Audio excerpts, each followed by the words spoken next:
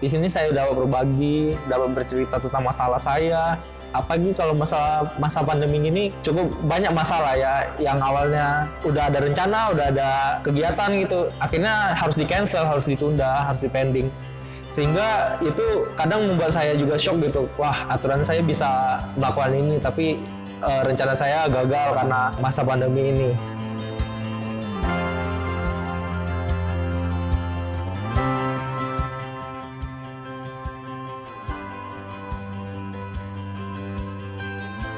Shalom saudaraku yang terkasih dalam Tuhan. Perkenalkan, nama aku Hosea. Aku adalah iCare leader dari iCare Promise. Di sini aku ingin bercerita tentang bagaimana iCare kami berlangsung selama masa pandemi.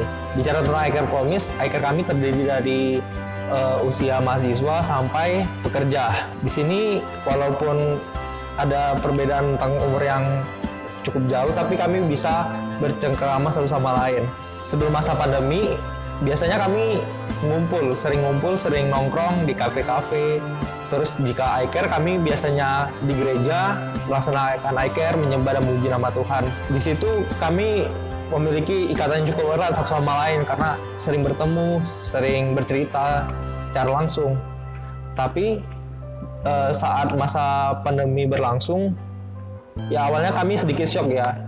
Yang awalnya kami bisa bertemu, bisa nongkrong bareng, bisa main bareng kemanapun kami mau pergi gitu. Tapi sekarang jadinya susah gitu. Jadinya kami hanya bisa bertemu via online.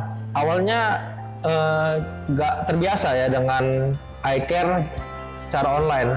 Karena yang awalnya kami bisa memuji nama Tuhan, bisa dengar suara teman-teman kami satu sama lain, sekarang jadinya nggak bisa gitu. Tapi lama-kelamaan ya kami terbiasa gitu untuk iCare via Zoom. Karena kami rutin dan terus melakukannya tiap minggu ke minggu. Kami berbagi tentang cerita kami satu sama lain, masalah kami satu sama lain. Ya walaupun agak sedih juga gitu melihat teman-teman kami yang nggak bisa ikut iCare online karena kendala masalah jaringan, kuota, dan lain-lain gitu. Walaupun begitu, saya sendiri cukup terberkati dengan iCare ini karena di sini saya dapat berbagi, dapat bercerita tentang masalah saya. Apalagi kalau masa pandemi ini cukup banyak masalah ya, yang awalnya udah ada rencana, udah ada kegiatan gitu, akhirnya harus di cancel, harus ditunda, harus dipending. Sehingga itu kadang membuat saya juga shock gitu. Wah, aturan saya bisa melakukan ini, tapi rencana saya gagal karena masa pandemi ini. Selain itu, selama masa pandemi, aku menemukan banyak kesaksian juga dari anggota-anggota iCare-ku tentang kehidupan spiritualitas mereka. Ada yang awalnya dulu kurang dekat sama Tuhan, dan akhirnya aku mendengar kesaksiannya bahwa dia selama masa pandemi dia mulai bangun hubungan lagi dengan Tuhan, bangun komunikasi dengan Tuhan, dan akhirnya dia mengalami perjumpaan langsung dengan Tuhan. Wow, luar biasa sekali ya.